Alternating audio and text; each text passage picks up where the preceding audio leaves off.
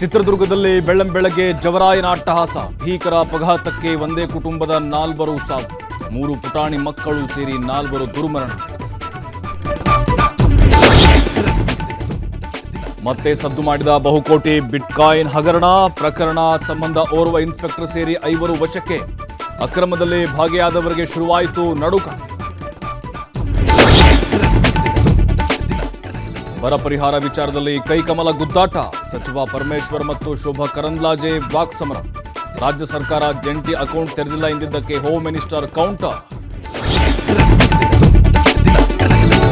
ಅಯೋಧ್ಯೆಯಿಂದ ಮರಳಿದ ಬಾಲರಾಮನ ಶಿಲ್ಪಿ, ಬೆಂಗಳೂರಿಗೆ ಬಂದ ಅರುಣ್ ಯೋಗಿರಾಜ್ಗೆ ಅದ್ಧೂರಿ ಸ್ವಾಗತ. ಕನ್ನಡಿಗರ ಅಭಿಮಾನ ಕಂಡು ಆನಂದ ಭಾಷ್ಪ.